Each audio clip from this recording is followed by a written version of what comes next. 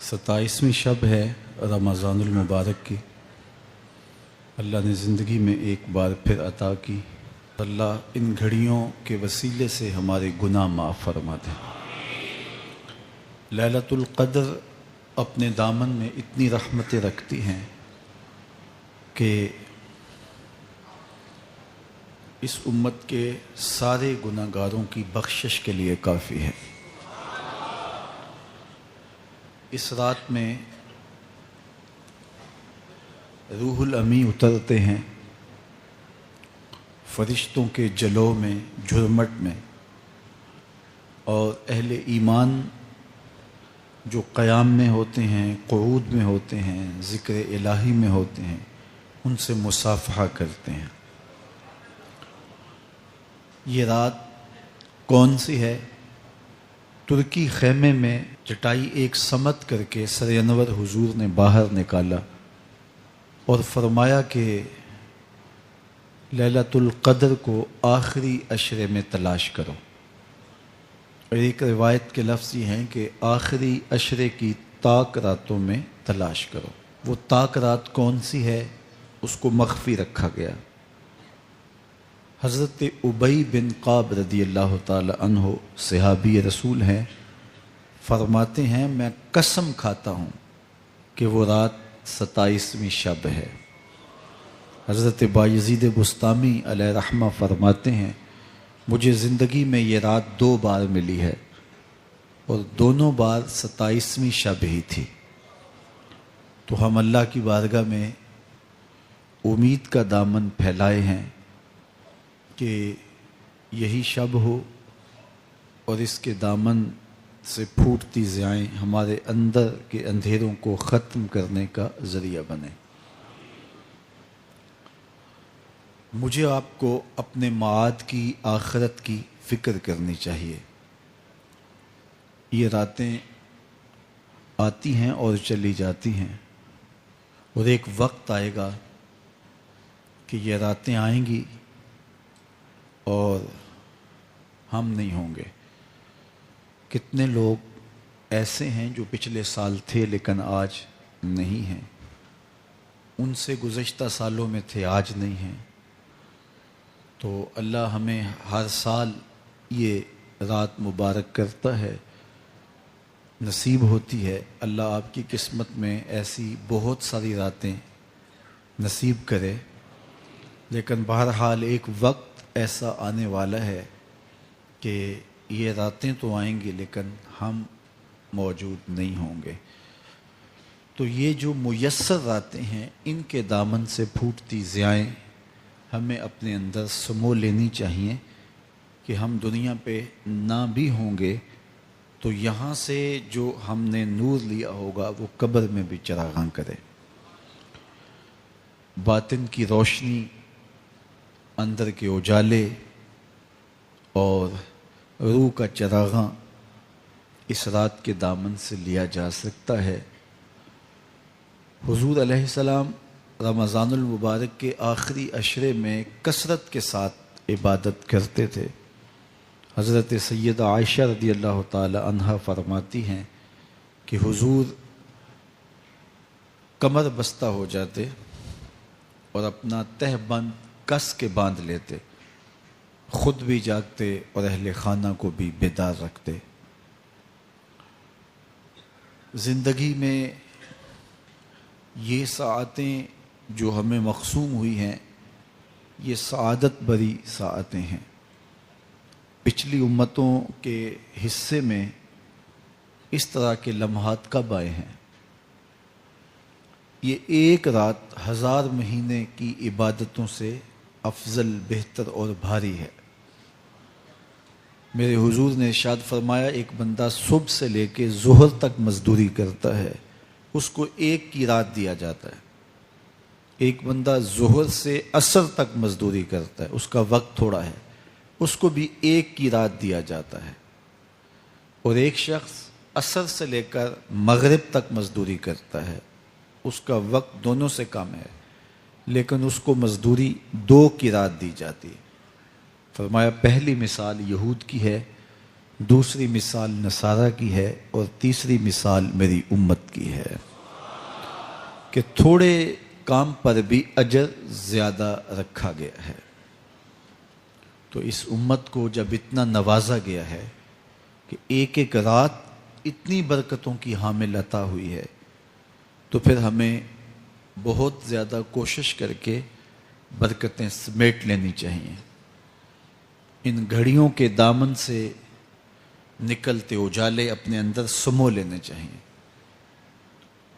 یہ سعادتیں اپنی روح میں جذب کر لینی چاہیے، تاکہ جب ہم اس دنیا سے جائیں تو ہمارے پاس ایک بہت بڑا روشنیوں کا ذخیرہ ہو، جو ہماری قبر میں بھی چراغاں کرے، حشر میں بھی روشنی دے، اور ہمیں کہیں بھی اندھیروں کا سامنا نہ کرنا پڑے، چونکہ روشنیاں تو ہم نے یہاں سے لے کے جانی ہیں۔ تو یہاں سے کتنی روشنیاں لے کے جاتے ہیں، یہ ہماری ہمت ہے، یہ ہماری کوشش ہے۔ اللہ نے تو لوٹ سے لگائی ہے، اس کی رحمتیں مسلسل ہمارے اوپر برس رہی ہیں، اور یہ صدقہ ہے آمنہ کے لال کا، ورنہ ہم اس قابل کہاں تھے۔ تو میں اللہ کی بارگاہ میں آپ سب کے لیے دعا گو ہوں، آپ میرے لیے دعا گو رہیں کہ اس شب نور کی برکتیں ہمیں نصیب ہوں۔ حضور نے ارشاد فرمایا، من قام لیلۃ القدر ایمانا و احتسابا غفر له ما تقدم من ذنبہ، جس نے لیلۃ القدر میں قیام کیا ایمان اور محاسبہ نفس کے ساتھ، اللہ اس کے پچھلے سارے گناہ معاف فرما دیتا ہے۔ ام المومنین سیدہ عائشہ رضی اللہ تعالیٰ عنہ فرماتی ہیں کہ میں نے عرض کی، اے اللہ کے محبوب صلی اللہ علیہ وسلم، اگر میں لیلۃ القدر کو پالوں تو مجھے پھر کیا دعا مانگنا چاہیے؟ تو حضور نے ارشاد فرمایا، اگر تم لیلۃ القدر پالو تو یہ دعا مانگو، اللہم انک عفو تحب العفو فاعف عنی، اے اللہ تو معاف کرنے والا ہے، معاف کرنے کو پسند کرتا ہے، میرے معاملات سے درگزر فرما۔ تو اللہ تعالیٰ اس رات کی برکتوں سے ہمیں اپنی پناہ میں، امان میں، حفاظتوں کے حصار میں رکھے۔ ہر سال لیلۃ القدر کے موقع پر اور شب برات کے موقع پر دور و نزدیک سے آنے والے سامعین کو کتاب اللہ سے کچھ ضروری مضامین پیش کرنے کی سعادت پاتا ہوں، چونکہ مجھے پتہ ہے کہ یہاں آنے والے لوگ بڑی دور دور سے آتے ہیں اور اپنے محلوں کو، اپنی بستیوں کو، اپنے شہروں کو چھوڑ کے یہاں پہنچتے ہیں، تو ان کا ایک لمحہ بھی ضائع نہ ہو، ان کی ایک ایک ساتھ کی قدر کی جائے، اور ان کو با مقصد باتیں جو ان کی پوری زندگی میں ان کے لیے نفع کا سبب ہوں، ان کو یہاں سے دی جائیں۔ تو قرآن مجید سے بہتر اور کیا پیغام ہو سکتا ہے؟ تو انشاءاللہ آج آپ کے سامنے کتاب اللہ سے ایک مضمون رکھوں گا۔ اللہ کتاب و سنت کے اجالوں سے ہمارے من کے سارے اندھیرے اور ظلمتیں دور کر دے۔ سورہ القیامہ میرا آج کا مضمون ہے، جو 40 آیات پر مشتمل ہے۔ سورۃ القیامہ قیامت کے اس بات اور اس کے ہولناک منظر کی عکاسی پر مشتمل ہے۔ معاد کا یقین ہماری زندگی میں نظم پیدا کرتا ہے۔ اگر کسی قوم کو احتساب کا یقین نہ ہو تو اس کی زندگی بے ربط ہو جاتی ہے، لوٹ مار کا بازار گرم کر لیتا ہے کہ مجھے کون پوچھنے والا ہے۔ لیکن جس قوم میں احتسابی عمل مضبوط ہو، وہاں لوٹ مار کا بازار گرم نہیں ہو سکتا۔ تو دنیا کے اوپر نظم قائم رکھنے کے لیے احتسابی عمل بہت ضروری ہے. دنیا بھر کے دانشور یہ بات کہتے آئے ہیں. اگر جرائم ختم کرنے ہیں تو انصاف فراہم کرنا پڑے گا. اگر عدالتیں قابل فروخت مال بن جائے، تھانے بکنے لگ جائیں، تو پھر معاشرے جرائم سے پاک نہیں رہ سکتے. تو عدالتی نظام اگر بے لاگ ہوگا اور انصاف لوگوں کی دہلیز تک پہنچے گا تو معاشرے ستھرے اور پاکیزہ ہوں گے اور ایک خوبصورت معاشرتی نظم قائم ہوگا. تو احتسابی عمل اور عدالتی نظم اچھا رکھنے کے نتائج ہم اپنی آنکھوں سے دیکھتے ہیں. تو کیا آخرت کا احتساب ہونا ضروری نہیں، جہاں افراد کا اور قوموں کا فرد عمل پیش ہو اور پھر جزا و سزا ان کو دی جائے؟ تو اسلام نے جو معاد اور آخرت کا تصور دیا ہے، یہ فرد اور قوم کی زندگی میں ایک نظم پیدا کرتا ہے. لیکن ہر دور میں جو مجرم ہوتے ہیں، جن کا کام ہی لوٹ مار ہوتا ہے، وہ کبھی نہیں چاہتے کہ احتسابی عمل مضبوط ہو. وہ چاہیں گے کہ عدالتیں قابل فروخت جنس بن جائیں، تھانوں کی بولیاں دی جا سکیں اور انصاف کبھی بھی قائم نہ ہو. تو بے لاگ احتساب کا وہ کبھی بھی رواج نہیں پڑنے دیں گے. جو لوگ آخرت کے تصور کو جھٹلاتے ہیں، ان ساری قوموں کو دیکھ لیں جنہوں نے آخرت کو جھٹلایا. وہ قومیں ہیں جو برائی میں لت پت تھیں اور گناہوں بھری زندگی بسر کر رہی تھی. اب ایسی قومیں کبھی پسند نہیں کرتی کہ کوئی آخرت بھی ہو جس کا خوف انہیں گناہوں کی اور بدیوں کی زندگی سے نکالے، کیونکہ وہ اس زندگی سے نکلنا ہی نہیں چاہتے. تو آخرت کا وہ ڈٹ کے انکار کرتے. قریش مکہ نے بھی آخرت کا ڈٹ کے انکار کیا اور کہا کہ ہم آخرت کو نہیں مانتے. چونکہ اگر وہ آخرت کو مان لیتے ہیں تو پھر زندگی کی تمام تر مکاریاں، دجل و فریب، تلبیسات، لوٹ مار، ظلم و جبر جو کمزوروں پر وہ روا رکھے ہوئے تھے، اس کا جواز باقی نہیں رہتا تھا. تو اس لیے انہوں نے اس کا ڈٹ کے انکار کیا. قرآن مجید کی جتنی بھی مکی صورتیں ہیں ان میں آخرت کا اس بات کیا گیا ہے اور معاد کو ثابت کرنے کے لیے دلائل دیے گئے ہیں. یہ سورہ القیامہ یہ بھی سورت نزول کے اعتبار سے مکی ہے. سورت کا آغاز قسم سے کیا جا رہا ہے. لا اقسم بیوم القیامہ، روز قیامت کی قسم یاد کرتا ہوں.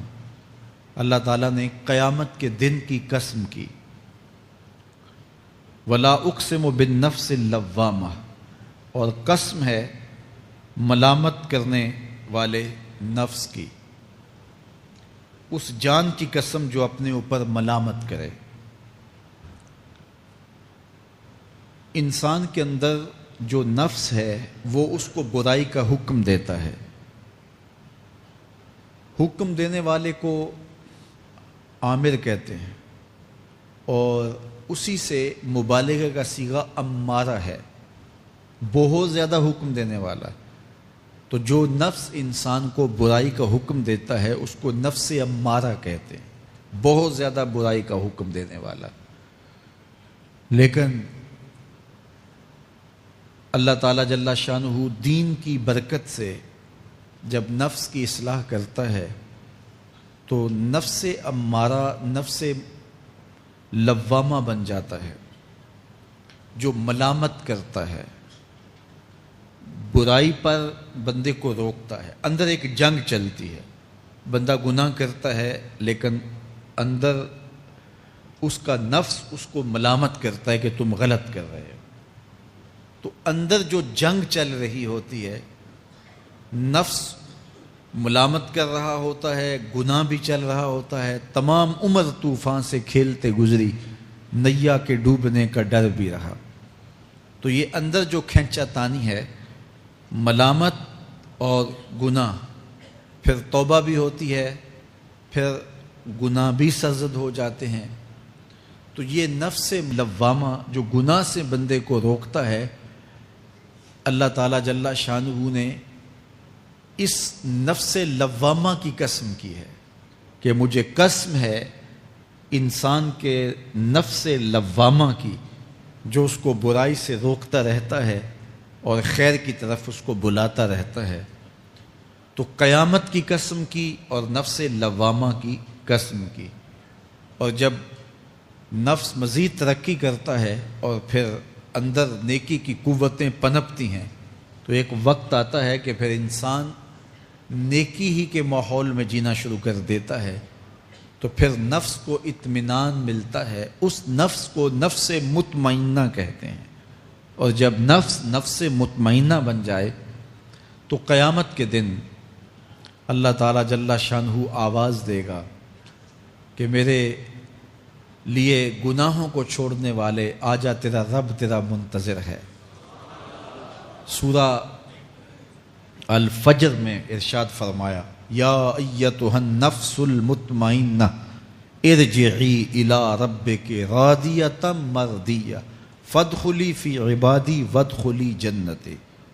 اے نفس مطمئنہ، آجا، تیرا رب تیرے پہ راضی اور تو رب پہ راضی، میرے بندوں میں داخل ہو کے میری جنت میں داخل ہو جا۔ تو اللہ تعالی ہمارے نفس کو نفس مطمئنہ بنائے۔ تو نفس لوامہ بھی غنیمت ہے، جو گناہ پہ ملامت کرتا ہے۔ تو اللہ تعالیٰ جل شانہ نے قیامت کے دن کی قسم کی، تو ساتھ نفس لوامہ کی بھی قسم کی۔ قسم تو کوئی بھی کرے تو سننے والا متوجہ ہوتا ہے کہ یہ جو قسم کی جا رہی ہے تو یہ کسی عنوان کی اہمیت کو بیان کرنا مقصود ہے۔ تو پھر قسم اگر رب کرے تو پھر سمجھنے کے لیے کافی ہے کہ وہ کتنا اہم مضمون ہوگا جس پہ میرا رب ہو کے قسم کر رہا ہے۔ تو قیامت پر اللہ تعالیٰ قسم فرما رہا ہے تاکہ اس کا قسم فرمانا اہل عقل کے لیے کافی ہو کہ اس کے اس بات کے لیے اس سے بڑی کیا دلیل ہو سکتی ہے کہ میرا رب اس پہ قسم کر رہا ہے۔ اَيَحْسَبُ الْإِنسَانُ أَن لَّن نَّجْمَعَ عِظَامَهُ۔ اللہ تعالیٰ ارشاد فرماتا ہے کہ کیا آدمی یہ سمجھتا ہے کہ ہم ہرگز اس کی ہڈیاں جمع نہیں فرمائیں گے؟ یہ ایک کافر تھا، عدی بن ربیعہ، یہ مراد ہے یہاں انسان سے۔ ایک روایت کے مطابق ابو جہل بن ہشام مراد ہے۔ تو یہ ابو جہل یا عدی بن ربیعہ یہ کہتے تھے کہ کیا ہڈیوں کو دوبارہ جوڑا جائے گا، دوبارہ ان کو جمع کیا جائے گا؟ یہ نہیں ہو سکتا، قیامت نہیں آ سکتی۔ وہ کہتے تھے یہ جہاں ہے بس ختم ہو جائے گا کام تمام، لہٰذا جو عزت پانی ہے، جو لذت حاصل کرنی ہے، جو عیش و عشرت کرنی ہے، جو کچھ کرنا ہے اسی جہان میں کر لو۔ آج کل بہت سارے لوگوں کا رویہ بھی یہی ہے کہ بس ٹھیک ہے، یہ دنیا ہی سب کچھ ہے، آخرت بس ایک اعتقاد کی حد تک ذہن کے کسی گوشے میں ہے، 2 لمحوں کے لیے خیال آیا تو رک گئے، پھر اپنی وہی ڈگر کی زندگی۔ لیکن آخرت جب تیقن کی اس منزل تک پہنچ جائے، پھر انسان کے اعمال کے اندر خود بخود جو ہے وہ نظم پیدا ہو جاتا ہے کہ چونکہ میں اللہ کے حضور پیش ہونا ہے اور ایک ایک عمل کا میں نے حساب دینا ہے۔ تو آخرت کے بارے میں یقین کی کمزوری انسان کو جو ہے وہ گناہوں کی دلدل میں پھنسا دیتی ہے۔ اس لیے آخرت کا یقین یہ بہت ضروری ہے تاکہ ہماری زندگی میں نظم پیدا ہو اور ہم اللہ کے حضور جھکنے والے، اس کے شکر گزار بندے، اس کی اتباع کرنے والے بنیں۔ تو اب وہ کافر کہتے تھے ابن ربیعہ یا ابو جہل کہ یہ جو ہڈیاں ہیں ان ہڈیوں کو کیسے دوبارہ زندہ کیا جائے گا۔ نضر بن حارث ایک کافر تھا، وہ کہیں سے قبرستان سے پرانی ہڈی اٹھا لایا اور وہ اتنی بوسیدہ تھی کہ ہاتھ کے لمس سے ٹوٹ ٹوٹ کے گرتی تھی، اور حضور کے پاس آ کھڑا ہوا اور آ کے کہنے لگا کہ کیا ان ہڈیوں کو دوبارہ زندہ کیا جائے گا؟ کون ہے ان کو جو دوبارہ زندہ کرے؟ اور ساتھ ہڈی توڑتا ہے اور اس کے ریزے زمین پہ گرتے ہیں۔ تو حضور علیہ السلام نے اللہ کی جانب سے اس کا جواب دیا۔ ذرا قرآن پڑھیے، سورہ یاسین کا آخری رکوع ہے، وَضَرَبَ لَنَا مَثَلًا وَنَسِیَ خَلْقَهُ قَالَ مَن يُحْيِي الْعِظَامَ وَهِيَ رَمِيمٌ۔ اب وہ باتیں کرنے لگ گیا ہے، اس کی زبان بولنے لگی ہے، اب کہاوتیں ہمارے لیے لاتا ہے، اور کیا کہتا ہے؟ مَن يُحْيِي الْعِظَامَ وَهِيَ رَمِيمٌ، ان ہڈیوں کو کون زندہ کرے گا جبکہ اتنی بوسیدہ ہو گئی ہیں۔ تو یہ نضر بن حارث حضور کے سامنے ہڈی لایا تھا اور توڑتا تھا اور کہتا تھا یہ ہڈیاں زندہ ہوں گی، ان ہڈیوں کو دوبارہ اٹھایا جائے گا جو اتنی بوسیدہ ہو گئی ہیں کہ ہاتھوں کا لمس بھی گوارا نہیں کرتی، اس کو دوبارہ زندہ کیا جائے گا، کون زندہ کرے گا؟ جواب سنو، قُلْ يُحْيِيهَا الَّذِي أَنشَأَهَا أَوَّلَ مَرَّةٍ، اے محبوب فرما دیجئے اب تو ہڈیاں موجود ہیں، جب ہڈیاں بھی نہیں تھیں تو جس رب نے انسان بنایا ہڈیوں کو جوڑ کے نہیں بنا سکتا۔ اب تو میٹیریل موجود ہے، جب میٹیریل بھی موجود نہیں تھا۔ هل أتى على الإنسان حين من الدهر لم يكن شيئا مذكورا، انسان پر وہ وقت بھی آیا ہے جب یہ قابل ذکر چیز ہی نہیں تھا، اس کا نقشہ نہیں تھا، اس کی صورت نہیں تھی، اس کا میٹیریل نہیں تھا، اس کا مادہ نہیں تھا، لیکن جس نے حضرت انسان بنایا، پانی کی بوند سے تخلیق کیا، تو اب کیا وہ ہڈیوں کو جوڑ کر انسان نہیں بنا سکتا؟ تو یہ کفار بات کرتے تھے کہ نہیں نہیں نہیں، اتنی بوسیدہ ہڈیوں کو کیسے زندہ کیا جائے گا، یہ بات سمجھ میں نہیں آتی۔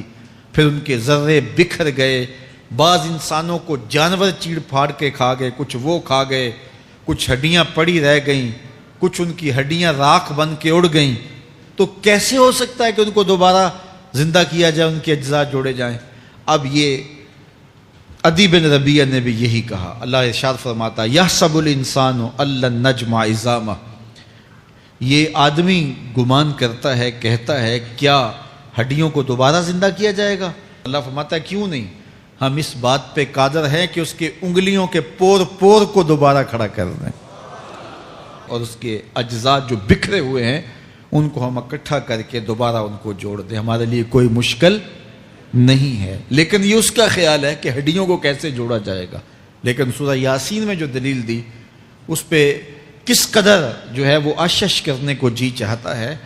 فرمایا کہ قُلْ يُحْيِيهَا الَّذِي أَنشَأَهَا أَوَّلَ مَرَّةٍ، یہ کہتے ہیں یہ ہڈیاں کون جوڑے گا؟ کہا جب ہڈیاں بھی نہیں تھی، جس نے ہڈیاں بنائی اس کے لیے جوڑنا کیا مشکل ہے؟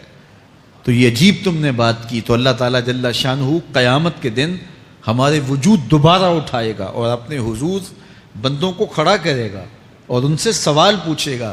یہ نہیں ہے کہ جو مرضی کرتے گئے، ایک آدمی نے ظلم کیا، جبر کیا، زیادتیاں کی، لوگوں کا حق لوٹا، لوگوں کا مال غصب کیا، عزتیں پامال کی، اور اتنا مؤثر تھا کہ عدالتیں وہ خرید لیتا تھا، کچہریاں وہ خرید لیتا تھا، پولیس وہ خرید لیتا تھا، کوئی سے پوچھنے والا نہیں تھا، اس کی بات چلتی تھی، اس کا فون چلتا تھا، اس کا رکا چلتا تھا، عیش و عشرت کی زندگی گزاری اور مر گیا، ہزاروں کے حق غصب کر کے، ہزاروں کا مال ہڑپ کر کے، لوگوں کی آبروئیں لوٹ کے مر گیا اور قبر میں چلا گیا، بس قصہ ختم۔ اب نہ وہ اٹھے گا نہ اس سے حساب لیا جائے گا، تو پھر انصاف کہاں گیا؟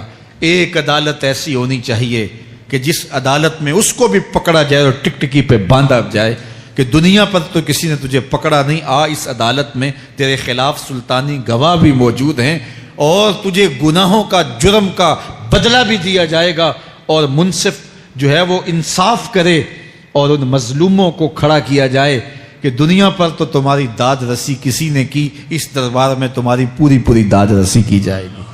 عقل مانتی ہے کہ ایک ایسا دربار ہونا چاہیے، ایسا احتسابی عمل ہونا چاہیے، ایک ایسی عدالت لگنی چاہیے کہ جس کا کہیں جسے انصاف نہیں ملا اس کو وہاں جا کے انصاف ملے، اور وہ دن قیامت کا دن ہے۔ اس کا یقین زندگی میں نظم پیدا کر دیتا ہے اور تھر تھر بدن کانپتا ہے کہ آج اگر ہم مؤثر بھی ہو جائیں اور کسی کے سامنے جواب دے نہ ہوں، لیکن ایک عدالت تو ہے جہاں ہم نے جواب دہ ہونا ہے اور اپنے ایک ایک عمل کا حساب دینا ہے۔ تو اللہ ارشاد فرماتا ہے کہ اس عدالت کے سامنے تم نے پیش ہونا ہے، تمہارے جوڑ جوڑ کو اللہ تعالیٰ دوبارہ کھڑا کرے گا اور اس کو دوبارہ تخلیق کرے گا اور پیدا کرے گا، اور تم دوبارہ کھڑے ہو جاؤ گے، اس کے حضور پیش ہوگے۔ بل یرید الانسان لیفجر امامہ، بلکہ آدمی چاہتا ہے کہ اس کی نگاہ کے سامنے بدی کرے۔ استغفر اللہ۔ یہ ایک ظالم کافر تھا، وہ حضور کی خدمت میں آیا، کہنے لگا میں نہیں مانتا قیامت آئے گی۔ حضور نے اس کو دلائل دیے، تو جب دلائل کے سامنے بے بس ہو گیا تو کہنے لگا کہ جس قیامت کی آپ بات کرتے ہیں وہ قیامت آ بھی گئی تو میں نہیں مانوں گا۔ اللہ اکبر۔ تو وہ انکار کرنے والوں کی انتہا ہوتی ہے، اور ذرا دیکھیے وہ کیا بول رہا ہے، بل یرید الانسان لیفجر امامہ۔ اس کی سرکشی دیکھیے، اس کا تمرد دیکھیے۔ وہ کہتا ہے اچھا اگر قیامت قائم ہوئی تو یہ گناہ، یہ جرم، یہ بدی، یہ بدکاریاں، یہ ظلم جو میں کرتا ہوں، یہ بدکاریاں رب کے سامنے کروں گا۔ کیسی ڈٹائی ہے، مذاق اڑاتا ہے، تمسخر اڑاتا ہے آخرت کا۔ کہتا ہے جو بدیوں کا کاروبار میں نے گرم کیا ہے، جو بدکاریاں میری زندگی کا معمول ہیں، جو دادے عیش دیتا ہوں، جو عزتوں کو پامال کرتا ہوں، جو غریبوں کے پنجے توڑتا ہوں، جو لوگوں کا حق غصب کرتا ہوں، جو برائیاں کرتا ہوں، اگر قیامت قائم بھی ہو گئی تو میں یہ سارے جرم رب کے سامنے کروں گا، پھر وہ مجھے پکڑ کے دکھائے۔ اللہ اکبر۔ یسأل ایان یوم القیامہ۔ پھر پوچھتا ہے اچھا قیامت کب آئے گی؟ یہ تمسخر کے طور پہ پوچھتا ہے، لاؤ نہ قیامت، کب آئے گی قیامت؟ میں جرم رب کے سامنے کرنا چاہتا ہوں۔ اللہ اکبر۔ اب جواب سنیے۔ اب لفظوں کا ترجمہ اس زور سے کیا ہی نہیں جا سکتا جس زور کے لفظ ہیں۔ وہ کہتا ہے قیامت کب آئے گی؟ میں تو یہ جرم رب کے سامنے کرنا چاہتا ہوں، کوئی قیامت نہیں ہے، مذاق اڑاتا ہے۔ قیامت کب آئے گی؟ آواز آئی فَإِذَا بَرِقَ الْبَصَرُ وَخَسَفَ الْقَمَرُ وَجُمِعَ الشَّمْسُ وَالْقَمَرُ۔ جب قیامت آئے گی تو آنکھیں چندھیا جائیں گے، چاند بے نور ہو جائے گا، سورج اور چاند اکٹھے ہو جائیں گے۔ یقول الانسان یومئذ این المفر۔ آج جو کہتا ہے کہاں ہے قیامت، اس دن بھاگتا پھرے گا، کوئی پناہ گاہ ہو بتاؤ، کوئی ہے ٹھکانہ چھپنے کا، کوئی پناہ گاہ ہے؟ کلا لا وزر۔ آواز آئے گی کوئی ٹھکانہ نہیں ہے، آج کوئی ٹھکانہ نہیں ہے۔ الی ربک یومئذ المستقر۔ اگر ٹھکانہ ہے تو صرف رب کے پاس ہے، انہیں ٹھکانہ ملے گا جو رب کے بندے ہیں اور اس کی دہلیز پہ آنے والے ہیں۔ یُنَبَّأُ الْإِنسَانُ یومئذ بما قدم وأخر۔ اللہ تعالیٰ اس دن بتا دے گا جو آگے بھیجا اور وہ بھی بتا دے گا جو پیچھے چھوڑا۔ ایک ایک چیز تشت ازبام ہو جائے گی۔ یوم تبلی السرائر فما لہ من قوت ولا ناصر۔ اللہ فرماتا سارے راز کھل جائیں گے، جو بند کمروں میں جرم کیے، دادے عیش دیتا رہا، وہ بھی کھل جائیں گے، اور پھر کوئی طاقت نہیں ہوگی، کوئی زور نہیں ہوگا، کوئی زر نہیں ہوگا جو اس کو بے نقاب ہونے سے بچا سکے۔ اے داور حشر میرا نامہ اعمال نہ پوچھ، اس میں کئی پردہ نشینوں کے بھی نام آتے ہیں۔ تو وہ کتنا سخت دن ہوگا۔ ارشاد فرمایا جائے گا کہ جو آگے بھیجا، جو پیچھے چھوڑا، جو جرم کرتا رہا، جو نیکیاں کی، جو برائیاں کی، سب کچھ تشت ازبام ہو جائے گا۔ بل الانسان علی نفسہ بصیرہ۔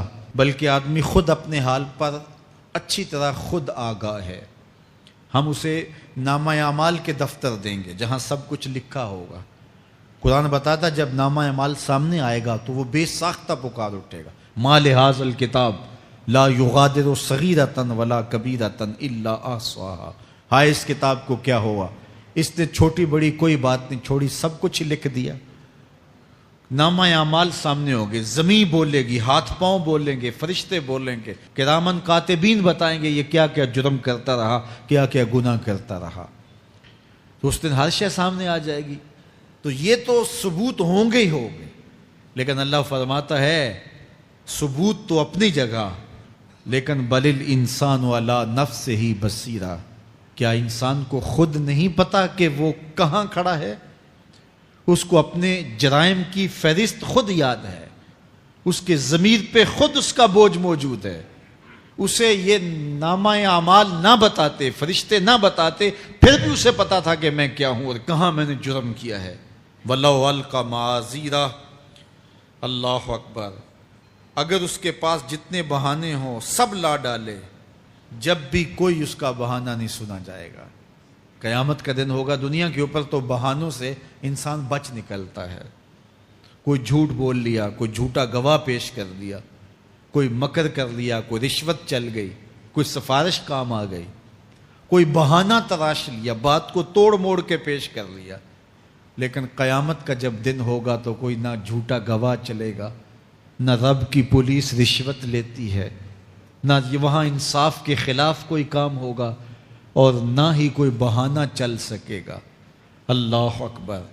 دوسری بات مفسرین نے یہ بھی لکھی کہ بعض اوقات یہ ہوتا ہے کہ انسان اپنے گناہ پر، اپنے جرم پر کوئی بہانہ تلاش کر کے لوگوں کو مطمئن کر لیتا ہے۔ جو اس نے جرم کیا، کسی سے زیادتی کی، کسی کا حق غصب کیا، تو لوگوں نے ملامت کی تو وہ کوئی بہانہ تلاشتا ہے اور لوگوں کو مطمئن کر لیتا ہے۔ بعض کا لاجواب کر دیتا ہے، بعض کا مطمئن بھی کر لیتا ہے۔ وہ لوگوں کو تو مطمئن کر لیتا ہے لیکن وہ خود مطمئن نہیں ہو سکتا۔ جس نے جرم کیا ہوتا ہے، جرم اس کو اندر سے ڈستا رہتا ہے، اس کا ضمیر اس کو ٹھوکریں مارتا رہتا ہے، اندر کی بے چینی اسے تنگ کرتی رہتی ہے۔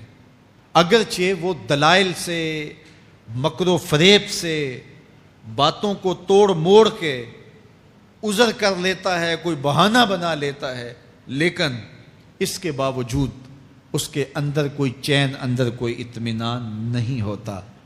اللہ اکبر۔ تو مجرم بے چین رہتا ہے۔ آج ہماری بے چینیوں کا ایک سبب ہمارا مالک کی دہلیز سے منہ موڑنا اور بہت سارے دیدہ نادیدہ گناہوں کا ارتکاب کرنا ہے۔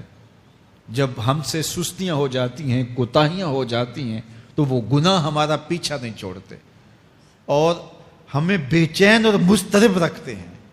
تو بعض اوقات جو ہے وہ ہم کہتے ہیں کہ پتہ نہیں بے چینی کیا ہے۔ بے چینی گناہوں کی ہے۔ گناہ طبیعت میں بے چینی پیدا کر دیتا ہے، سکون نہیں آنے دیتا۔ اطمینان کی دولت چھن جاتی ہے جب کوئی شخص گناہ کرتا ہے، اور یہ لازمی نہیں ہے کہ وہ کسی کا حق غصب کرے، اس نے کسی کی عزت ہی پامال کی ہو، اس نے کسی کی آبرو پہ حملہ کیا ہو۔ اگر نماز چھوڑی ہے تو بے چینی یہ بھی کم نہیں ہے، یہ رب کی نافرمانی ہے۔ اگر اس کی نظر بھٹکی ہے تو یہ بھی کم بے چینی نہیں دیتی۔ اگر اس کا خیال بہکا ہے، اس نے زبان سے کسی کو دکھ دیا ہے، اس نے کسی کے لیے سب و شتم کا انداز اختیار کیا ہے، گالی گلوچ کا رنگ اختیار کیا ہے، تو پھر کیا ہوا کہ یہ بے چینی اندر کو توڑتی رہتی ہے۔ انسان چلتا پھرتا ہے لیکن اسے طمانیت نہیں ملتی، اسے سکون نہیں ملتا۔ سکون کب ملے گا؟ سکون تب ملتا ہے جب کسی سے زیادتی کی ہو تو اس سے جا کے معافی مانگ لی جائے، اور اس لجاجت کے ساتھ معافی مانگی جائے کہ وہ مجبور ہو جائے معاف کرنے پہ، تو پھر اندر طمانیت اتر جاتی ہے۔ اگر رب کی نافرمانیاں کی ہیں تو لیلۃ القدر کے دامن میں اس سے معافی مانگ لو، اتنی لجاجت سے معافی مانگو، اس قدر رو کے معافی مانگو، ترلے منت پہ اتراؤ، ہاتھ جوڑو، آنسو بہاؤ، چیخو، چلاؤ، رو، اس کی دہلیز سے لپٹ جاؤ، اس سے اپنے گناہوں کی معذرت کرو۔ جب مالک نے معاف کر دی، اندر کی ساری بے چینیاں مٹ جائیں گی، دل کو قرار مل جائے گا، دل کو تسکین نصیب ہوگی۔ تسکین اس کی دہلیز سے تمہیں ملے گی، یہ اندر سے پھوٹتی ہے، باہر سے نہیں آتی ہے۔ تسکین کے قافلے اندر ہی اترتے ہیں، اندر سے اس کے سوتے پھوٹتے ہیں، اس کے چشمے پھوٹتے ہیں۔ ہم باہر سے ڈھونڈتے ہیں، باہر سے تسکین نہیں ملتی، یہ اندر سے آئے گی۔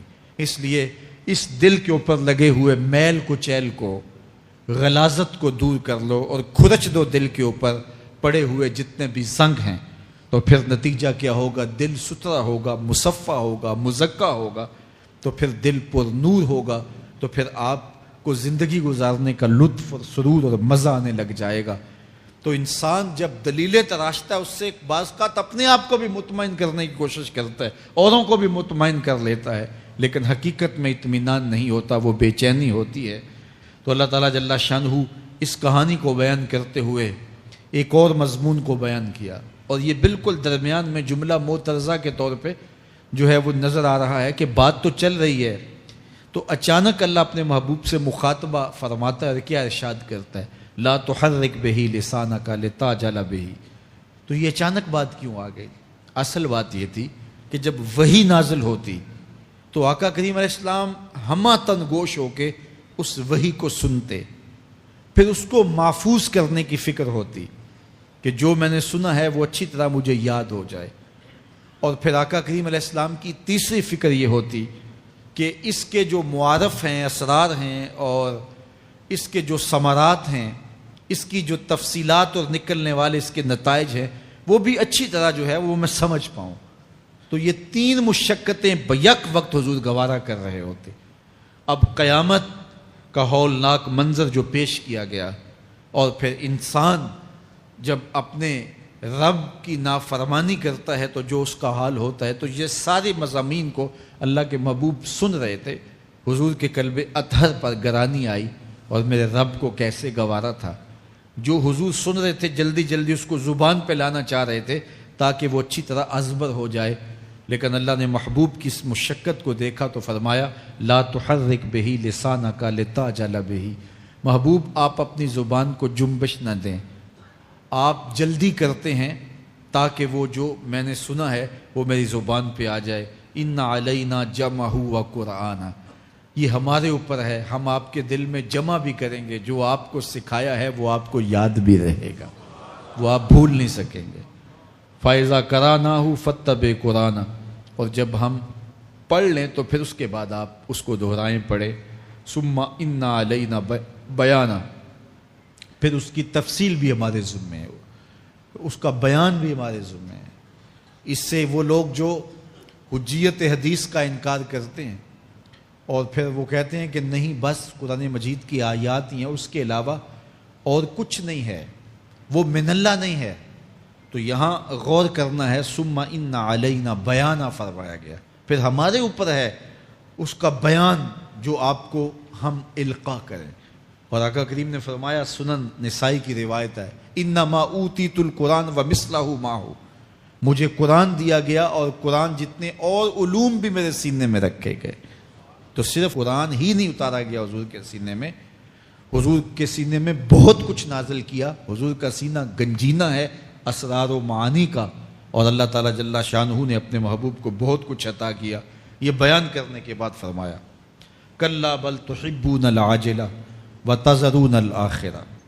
اللہ اکبر، کوئی نہیں بلکہ یہ جو تم لوگ ہو اے کافرو، تم اس چیز کو پسند کرتے ہو جو بالکل نقد ہے، جو جلد ملنے والی ہے۔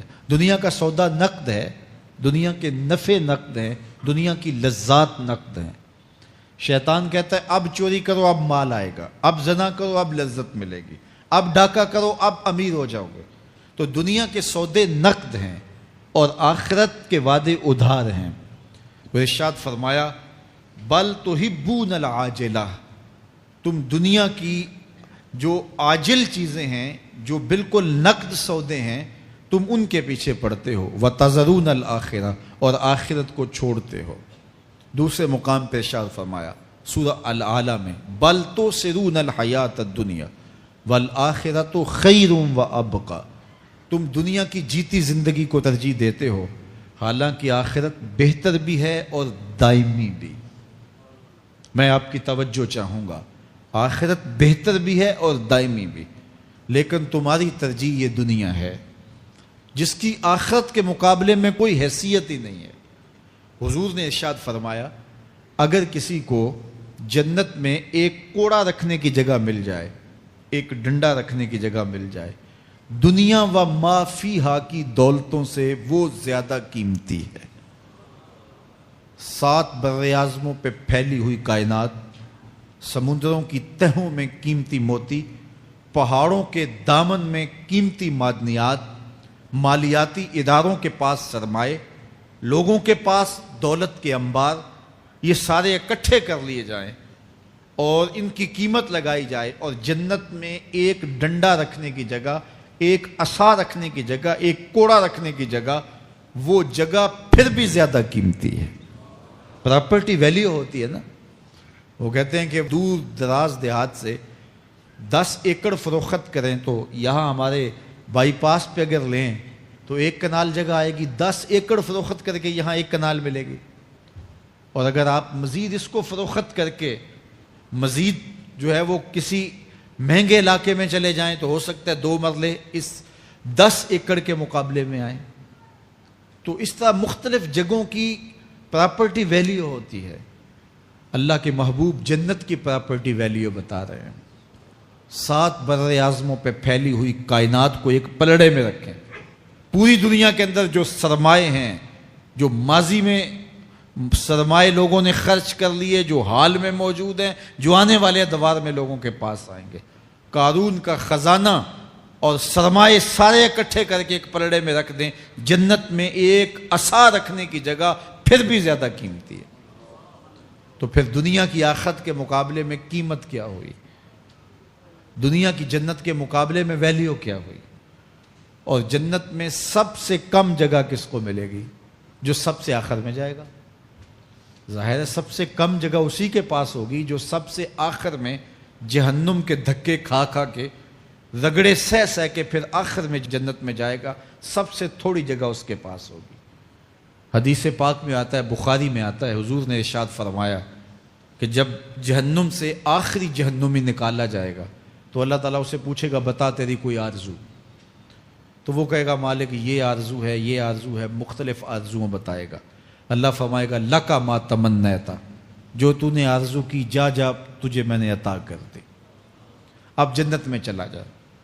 تو اس کی تو توقع یہ ہوگی کہ سایہ دیوار جنت میں جگہ مل جائے تو غنیمت ہے، اور اگر جنت کے اندر جاؤں تو کوئی جھونپڑا مل جائے 2 مرلے کا تو وہ بھی کافی ہے۔ لیکن اللہ اسے کتنی جگہ دے گا؟ اللہ فرمائے گا جا جنت میں، تیرے لیے جنت میں دنیا سے 10 گنا جگہ ہے۔ 7 بر اعظموں کو 10 سے ضرب دے تو کہا کہ دنیا سے 10 گنا جگہ تیرے لیے۔ اس کو یقین ہی نہیں آئے گا، وہ کہے گا اتسخر وانت الملک، میرے رب تو بادشاہ ہو کے مجھ سے مذاق کر رہا ہے؟ اللہ فرمائے گا نہیں، تیرے لیے 10 گنا جگہ ہے، اور اس کے لیے 10 گنا جگہ ہوگی جو سب سے آخر میں جنت میں جائے گا۔ میں آپ کی توجہ چاہوں گا، جو آخری جنتی ہے اس کے پاس کتنی جگہ ہوگی، کتنی پراپرٹی ہوگی؟ آج تو 2 10 20 50 مربع کسی کے پاس ہوں تو وہ اتراتا ہوا چلتا ہے کہ میں اتنا بڑا ذمہ دار ہوں۔ جنت میں آخری جنتی کی جگہ کتنی ہوگی؟ دنیا سے 10 گنا جگہ۔ تو داتا گنج بخش علی حجویری کی جاگیروں کا عالم کیا ہوگا؟ بابا فرید الدین گنج شکر کی جاگیروں کا عالم کیا ہوگا؟ پھر اصحاب رسول کی جاگیروں کا عالم کیا ہوگا؟ قیمتی کتنی جگہ کہ ایک ڈنڈا رکھنے کی جگہ مل جائے، دنیا و ما فیہا سے وہ قیمتی، اور وہ قیمتی جگہ دنیا سے 10 گنا جگہ اس کو دی جائے گی جو سب سے آخر میں جائے گا۔ تو مجھے بتائیے اس سے بڑا بے وقوف کوئی ہے جو آخرت کو برباد کر کے دنیا کا سودا کرتا ہے؟ بل توسرون الحیات الدنیا والآخرۃ خیر وابقا، کہا آخرت بہتر بھی ہے اور دائمی بھی ہے، نہ ختم ہونے والی زندگی ہے۔ تو یہاں بھی ارشاد فرمایا کلا بل تحبون العاجلہ وتذرون الآخرہ، تم نقد کے پیچھے دوڑتے ہو، آخرت جو ادھار ہے اس کی پرواہ نہیں کرتے ہو۔ یہ نقد تمہیں مل بھی جائے، پہلی تو بات ہے ملتی نہیں ہے، دنیا تمہارے آگے بھاگتی ہے اور تم پیچھے بھاگ رہے ہو. کچھ حصہ تمہیں مل بھی گیا تو وہ کتنے سالوں کے لیے؟ 60 سال 70 سال، یہ تو بڑی لمبی زندگی ہیں. ہمارے ہاں 45 سال ایوریج نکالی گئی ہے. 60 سال بھی کوئی جی لے، 70 سال بھی کوئی جی لے، کیا حیثیت ہے آخرت کے مقابلے میں؟ آخرت کا ایک دن یوم حشر قرآن بتاتا ہے 50,000 سال کا ہوگا. 50 سال کا نہیں، 100 سال کا نہیں، 50,000 سال کا ایک دن. پھر اس کے بعد نہ ختم ہونے والی زندگی. مینڈے کی شکل میں موت کو بھی ذبح کر دیا جائے گا. موت کو بھی موت آ گئی، اب موت نہیں ہے. نہ ختم ہونے والی زندگی. اور جو جنت میں چلا گیا سب سے آخر میں جانے والے کی یہ جائیدادیں. تو اصل زندگی تو آخرت کی زندگی ہے. کلا بل تحبون العاجلہ وتذرون الآخرہ. یہ تو ایک سودا ہے. اب اللہ تعالیٰ ایک اور چیز بتا رہا ہے، ذرا غور کیجئے. دنیا کی محبت دل میں ایسی پیدا ہو گئی کہ ہمیں سال کے بعد ماہ سیام میں مسجد میں آنا نصیب ہوتا ہے، اور ہم اپنی ہی دنیا میں مگن ہیں کہ یہی دنیا سب کچھ ہے. یہ کائنات بھی دیکھو، میرا رب بیان کر رہا ہے وجوہ یومئذ ناظرہ الی ربہا ناظرہ. وہ دن جب آئے گا تو جب بندے اس کے حضور حاضر ہوں گے جنہوں نے اپنی زندگی حزم و احتیاط سے گزاری ہوگی، رب کی اتباع میں، فرما برداری میں، اس کے حکموں کو پورے کرتے بسر کی ہوگی، پھر ان کو صلہ کیا ہوگا؟ اللہ فرمایا کچھ چہرے ہوں گے جو تر و تازہ ہوں گے، کھل کے گلاب ہو جائیں گے. چہرے منور اور تابہ ہوں گے. یہ اتنے کھلے کیوں ہوں گے؟ چہرے گلاب کیوں ہوں گے؟ الی ربہا ناظرہ، اس لیے کہ رب کا دیدار نصیب ہوگا. رب کا دیدار نصیب ہوگا تو چہرے کھل جائیں گے اور چہرے شگفتہ ہو جائیں گے، چہرے تر و تازہ ہو جائیں گے. یار کوئی پرانا دوست مل جائے اور آپ سخت صدمے کے ماحول میں ہوں تو اچانک اسے دیکھ لیں تو آپ کا چہرہ کھل جاتا ہے اور آپ کا چہرہ گلاب بن جاتا ہے. تو پھر کیا منظر ہوگا؟ دنیا کے تھکے ہوئے لوگ، جنگوں کے ستائے ہوئے لوگ، بدر، احد، حنین اور کربلا کی سختیاں گوارا کیے ہوئے لوگ، تہجد کے اندر لمبا قیام کر کے راتوں کی تنہائیوں کے تھکے ہوئے لوگ، حلال کھایا حرام نہیں کھایا اور دنیا سے پیچھے رہ گئے، دنیا آگے چلی گئی اور یہ حلال کی تلاش میں بظاہر پیچھے رہ گئے. گھر والے بھی تانے دیتے ہیں کہ تم تو پیچھے رہ گئے، دنیا کہاں چلی گئی، تمہارے رشتہ دار کہاں چلے گئے. تانے اور تانوں تشنی کے برستے تیر سہے ساری زندگی گزار دی. دکھوں کے مارے ہوئے یہ شخص جب قیامت کے دن اپنے رب کے حضور جائیں گے تو اللہ رخ انور سے نقاب ہٹا دے گا. پھر کیا ہوگا؟ اللہ کا دیدار ہوگا تو یہ چہرے کھل جائیں گے، ساری تھکن اتر جائے گی، جنم جنم کی ساری تھکن اتر جائے گی اور چہرے شگفتہ گلاب بن جائیں گے. اللہ فرمائے گا دیکھو ان کے چہرے کیسے کھلے ہوئے. وجوہ یومئذ ناظرہ الی ربہا ناظرہ. یہ تو خوش نصیب لوگوں کے چہرے ہیں. ووجوہ یومئذ باسرہ. اور پھر اس دن کچھ منہ بگڑے ہوئے ہوں گے. کیسے بگڑے ہوں گے؟ پاؤں میں درد ہو تو چہرے پر بگاڑ ہوتا ہے، پیٹ میں درد ہو تو چہرہ اچھا دکھائی نہیں دیتا، کان میں درد ہو، آنکھ میں درد ہو، سر میں درد ہو تو چہرہ بگڑ جاتا ہے. اور ان کے چہرے اتنے بگڑے ہوں گے، کوئی آنے والا خوف طاری ہو تو چہرے بگڑ جاتے ہیں. اور انسان کے چہرے کی ہوائیاں اڑی ہوتی ہیں، اب ان کے چہروں کی ہوائیاں اڑی ہوں گی. کیوں؟ قرآن بتاتا ہے تظن ان یفعل بہا فاقرہ. یہ ڈر رہے ہوں گے کہ ہمارے ساتھ اب جو سلوک ہونے والا ہے وہ کمر کی ہڈی توڑ دے گا. ہم نے رب کے حکموں کو توڑا، ہم نے پرواہ نہیں کی. ہم سمجھے دنیا میں آئے ہیں تو ہماری دنیا ہے، آوارہ ہوں، خواہشات نفس کے مطابق زندگی گزاریں، آنکھیں بے حیائی میں لگی رہیں، سوچیں آوارگی میں لگی رہیں، کان نغمے سنتے رہے، زبان جھوٹ بکتی رہی، ظلم و جبر کا بازار گرم رکھا، عصمتیں عزتیں پامال کرتا رہا، لوگوں کا مال لوٹتا رہا، حق غصب کرتا رہا، کلیجی اور دل چیرتا رہا، لوگوں کو زخمی کرتا رہا، لوگوں کے جذبات سے کھیلتا رہا، پرواہ نہیں کی کہ یہ دنیا ہے امتحان گاہ ہے، چند دنوں کے لیے آئے ہیں، اللہ کے حضور پیش ہونا ہے، عملوں کا حساب ہونا ہے۔ اب جب وہ دیکھیں گے کہ ہمارے ساتھ کیا ہونے والا ہے تو ان کے چہرے پہلے بگڑ جائیں گے۔ کیوں؟ وہ گمان کریں گے کہ ان کی ریڑھ کی ہڈی توڑ دی جائے گی۔ ایسے عذاب آئیں گے جس طرح کسی کی ریڑھ کی ہڈی ٹوٹ جائے تو اس کا چہرہ شگفتہ گلاب تو نہیں ہوتا، اس کا چہرہ جو ہے وہ تو کس قدر مرجھایا ہوا ہوتا ہے۔ تو اللہ ارشاد فرماتا ہے اس طرح ان کے چہرے ہوں گے۔ ابھی عذاب آیا نہیں ہے لیکن چہرے پہلے اترے ہوئے ہوں گے، اور جب عذاب کی بھٹی میں ڈالے جائیں گے، اللہ اکبر، اور وہ سخت عذاب، حضور نے جبریل امین سے پوچھا مجھے جہنم کے عذابوں کا ذکر سناؤ۔ عرض کی حضور سب سے ہلکے عذاب کی کہانی سناتا ہوں، اور وہ یہ کہ جہنمی کے پاؤں میں آگ کا جوتا رکھا جائے گا، باقی پورا بدن اس کا سلامت ہوگا۔ یہ سب سے ہلکے عذاب کی کیفیت ہے۔ اب پاؤں میں آگ کا جوتا ہوگا، حدت، گرمی، شدت اتنی ہوگی کہ دماغ پگھل کے ناک اور کانوں کے راستے سے باہر آ جائے گا۔ پاؤں میں رکھے ہوئے جوتے کی گرمی دماغ کو ایسے چڑھے گی کہ وہ پگھل جائے گا اور ناک اور کانوں کے راستے سے باہر آ جائے گا۔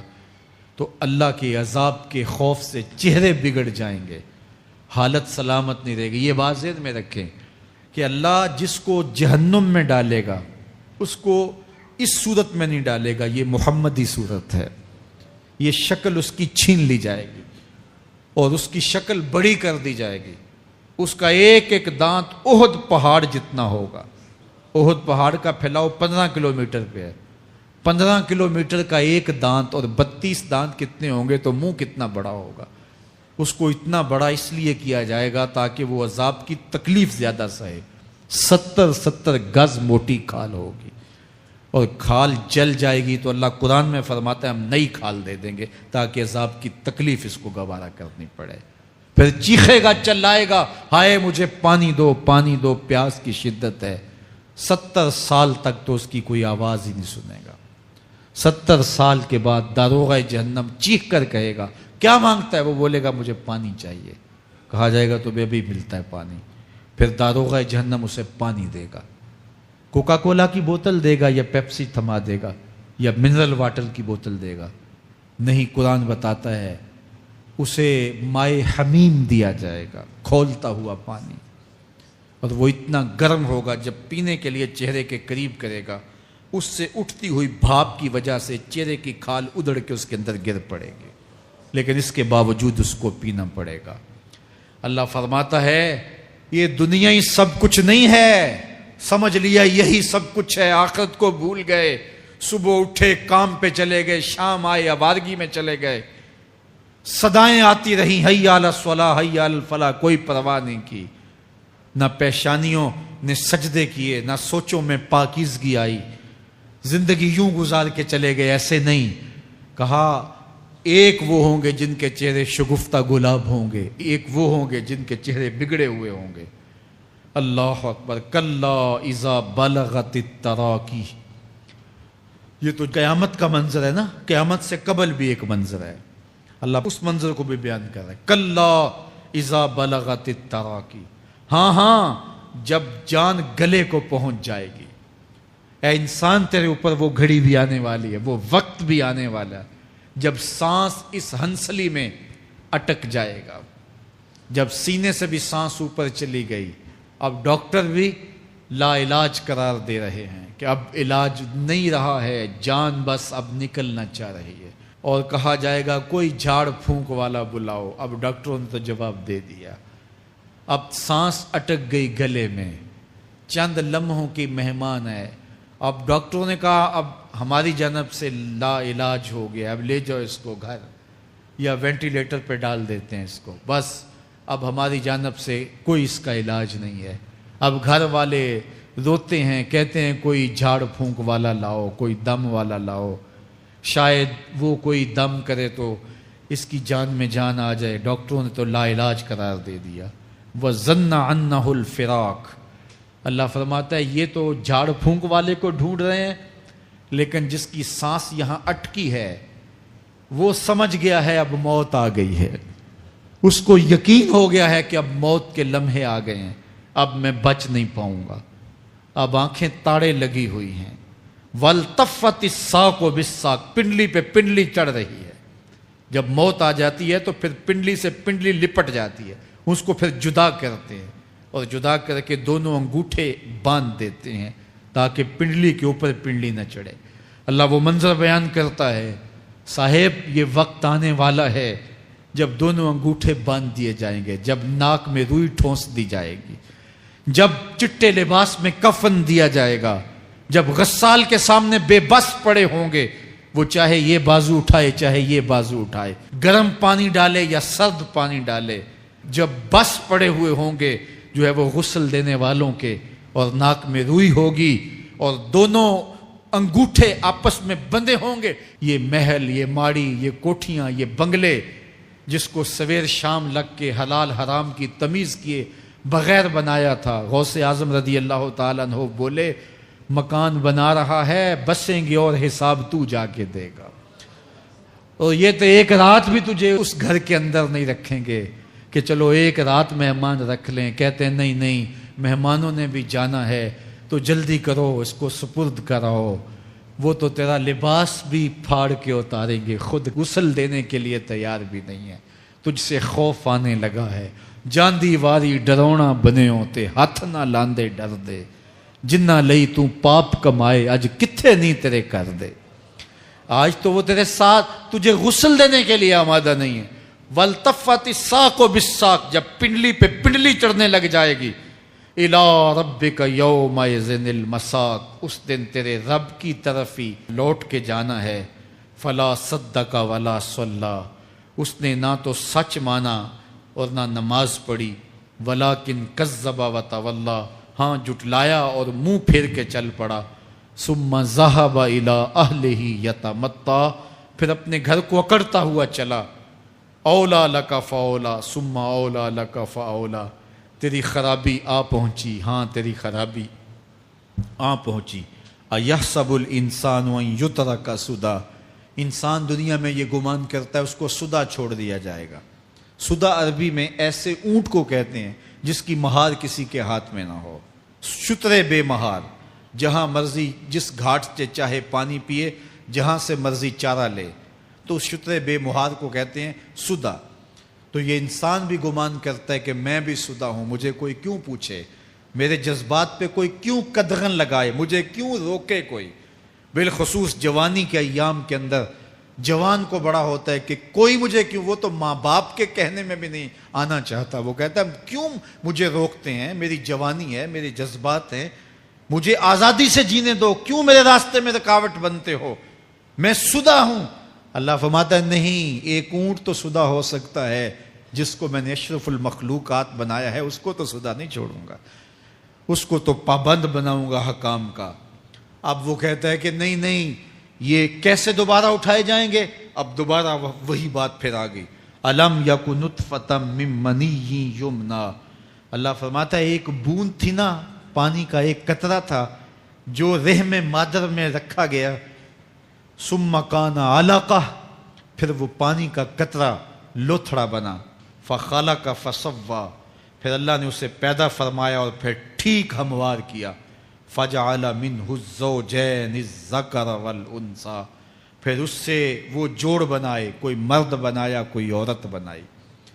کہا اب غور کر، اب تیری آنکھیں دیکھتی ہیں، بجلیاں چمکتی ہیں، تیری زبان کا طوطی بولتا ہے، لوگ اشش کرتے ہیں تیری گفتگو پہ، تیری گفتار پہ صدقے جاتے ہیں، تیرے لہجے کے جمال کو دیکھتے ہیں، تیرے سینے کا زور، تیرے پنجوں کی طاقت، تیری دماغ کی تیزیاں اور تیری سوچوں کے اجالے، تیری زوردار ٹانگیں، تیرے کڑیل بازو اور تیری چوڑی چھاتی اور تیرے گلاب کی پتیوں جیسے ہونٹ.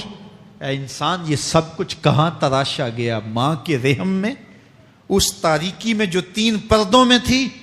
تیرا سر تیرے گھٹنوں میں تھا اور تیرے رب نے وہاں تیرے اندر نسوانیت یا رجولیت کی صلاحیتیں پیدا کی، تیری آنکھوں میں چمک پیدا کی، تیرے کانوں میں نغمے بکھیرے، تیری زبان کے پٹھوں پہ قوت ذائقہ رکھی، تجھے بولنے کی صلاحیت دی، تیرے پنجوں میں زور رکھا. آج تو مفتی شہر ہے، آج تو علامۃ الدہر ہے، آج تو قاضی القضات ہے، آج تو منسٹر ہے، آج تو وزیر اعظم ہے، آج تو پہلوان ہے، آج تو شہزادہ ہے، آج تو بادشاہ ہے، آج تو زوراور ہے، آج تیری طاقت کے کیا کہنے، آج شیروں کو تو نچا لیتا ہے، ہاتھیوں کو تو بٹھا لیتا ہے، آج تو بڑا زوراور گھڑ سوار ہے، آج تیری طاقت کے کیا کہنے، تو کشتی کرتا ہے، زمانہ دیکھنے آتا ہے، آج تیری طاقت کے شوہرے ہیں، تیری عظمت کے تنتنے ہیں، لیکن انسان تو ایک ناپاک قطرہ تھا اور رحم مادر میں تھا، تیرے اندر یہ رنگ کس نے بھرے، تیرے کانوں میں نغمے کس نے رکھے، تجھے دماغ کی قوتیں کس نے دی، زبان کو بولنا کس نے سکھایا، آنکھوں میں توانائیاں کس نے رکھی، تیری زبان کا طوطی بولتا ہے، یہ سلیقے کس نے دیے۔ پھر اللہ فرمایا، کتنا زوردار بیان ہے، الیس ذالک بقادر علی ان یحیی الموتى، جو ماں کے پیٹ میں ایک نطفے کو ایک خوبصورت انسان بنا سکتا ہے، ہڈیوں کو جوڑ کے دوبارہ انسان نہیں بنا سکتا؟ کیا وہ دوبارہ تجھے کھڑا نہیں کر سکتا اپنے سامنے پیش ہونے کے لیے، جس کے حکموں کو تو نے توڑا ہے، جس کے فرامین کا تو نے مذاق اڑایا ہے؟ کیا وہ اتنا ہی بے بس ہے کہ اپنے حضور تجھے جو ہے وہ کھڑا ہی نہیں کر سکتا ہے؟ جس رب نے تجھے ماں کے شکم میں شکل دی، حضرت شیخ فرید الدین عطار بولتے ہیں، سانے کزتی سلاتی می شود، ایسا کاریگر ہے مٹی سے بادشاہ بنا ڈالتا ہے۔ اس نے مٹی سے دارا و سکندر بنائے، اس نے مٹی سے جو ہے وہ رستم و سہراب بنائے، اس نے مٹی سے کیا کیا بنا دیا، جو مٹی سے بادشاہ بنا سکتا ہے، جو نطفہ رحم مادر سے جو ہے وہ شکل اور صورت اور رنگ اور جمال بنا دیتا ہے۔ تیری صورت نکھرتی ہے، تیرے ہونٹ گلابی ہیں اور تیری نرگسی آنکھیں ہیں، تیرے ریشمی بال ہیں اور تیری خوبصورت رنگت ہے، تو چال چلتا ہے تو لگتا ہے قیامت چل رہی ہے، تیرا قد رانا جو ہے وہ صنوبر کو شرماتا ہے، تیری گفتار کے تنتنے ہیں۔ جس نے اتنی خوبصورت شکل ماں کے رحم میں بنائی، کیا وہ ہڈیوں کو جوڑ کے دوبارہ انسان نہیں بنا سکتا؟ وہ دوبارہ انسان بنائے گا اور پھر تجھے اپنے حضور کھڑا کرے گا۔ اور ایک حدیث میں آتا ہے، اللہ بندے کو اپنے حضور کھڑا کرنے کے بعد اپنے سامنے سے ہٹنے نہیں دے گا جب تک 5 سوال نہیں پوچھ لے گا۔ ان عمرہ ہی فیما افنا ہو، اس کی عمر کے بارے میں پوچھے گا، کہاں ضائع کی؟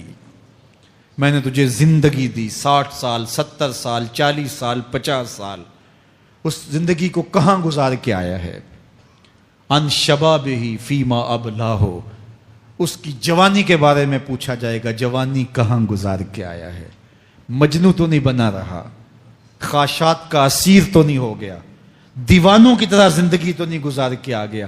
تیری جوانی کسی چوک میں تو نہیں گزری، تیری جوانی آوارگی میں تو نہیں گزری، ساری رات سوشل میڈیا کے اوپر گندگی اور غلاظتیں تو نہیں دیکھتا رہا؟ تیری زندگی گزری کہاں ہے؟ تیری جوانی گزری کہاں ہے؟ اگر کوئی جواب نہ ہوا تو پھر کیا جواب دے گا؟ اور وہ کتنا خوش نصیب ہوگا جو کہے گا، مالک میری جوانی سجدوں میں گزری، میری جوانی قیام میں گزری، میری جوانی رکوع میں گزری۔ میرے حضور فرماتے ہیں، سبعۃ یظلھم اللہ فی ظلہ یوم لا ظل الا ظلہ، 7 اشخاص ایسے ہیں قیامت کے دن جب کوئی سایہ نہیں ہوگا، اللہ ان 7 کو اپنے عرش کا سایہ دے گا۔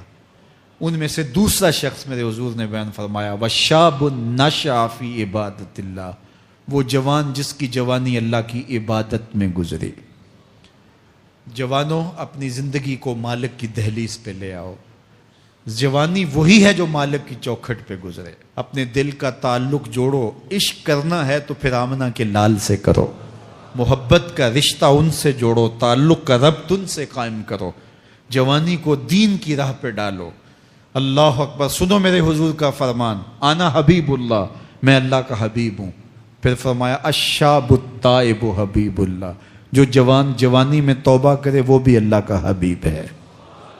آؤ اللہ کے حبیب بن جاؤ، اللہ کے حبیب بن جاؤ، اللہ کے حبیب بن جاؤ۔ اللہ کے محبوب بن جاؤ. لیلۃ القدر کی گھڑیاں ہیں، رات کا پچھلا پہر ہے. اللہ کے حضور یہ عہد کر کے اٹھو، مالک جو زندگی گزر گئی گزر گئی، آئندہ جوانی کا ایک ایک لمحہ تیرے لیے گزرے گا. جیوں گا تو تیرے لیے، مروں گا تو تیرے لیے. میری ایک ایک سانس تیرے نام وقف ہوئی، میری زندگی کی ایک ایک ساتھ تیرے نام وقف ہوئی. میں اپنا سب کچھ تیرے لیے پیش کرتا ہوں. میری زندگی کا مالک بھی تو ہے، میری موت و حیات کا خالق اور مالک بھی تو ہے. یہ زندگی تو نے دی، تیری امانت ہے، تیرے حضور ہی پیش کرتا ہوں. اور لیلۃ القدر کی گھڑیوں میں اس عزم کے ساتھ گھروں کو لوٹو کہ اللہ میری زندگی کا ایک ایک لمحہ تیرے نام ہوا، آنے والے موسم تیرے نام ہوئے، میری جوانی تیرے نام ہوئی، میرے آنسو تیرے نام ہوئے، میری پیشانی تیرے نام ہوئی، میرے دل کی دھڑکن تیرے نام ہوئی، میری صلاحیتیں تیرے نام ہوئی. میری زبان بولے گی تو تیری تسبیح بولے گی، تیرے ذکر کے ترانے پڑے گی. میرے کان سنیں گے تو قرآن کے نغمے سنیں گے. میری آنکھیں دیکھیں گی تو مالک تیری قدرت کی نشانیاں دیکھیں گی، تیرے رسول کا روضہ دیکھیں گی، تیرا کعبہ دیکھیں گی. مالک میری زبان سچائی کے نور سے مالا مال ہوگی اور میں ساری زندگی تیرے نام کرتا ہوں. اور جب آپ اپنی ساری زندگی اللہ کے نام کر دیں گے تو پھر وہ پوری کائنات تمہارے نام کر دے گا.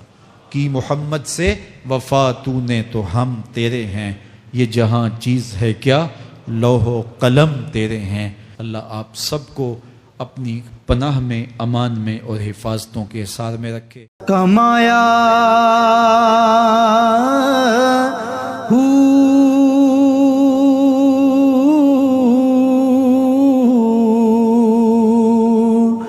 نام بھج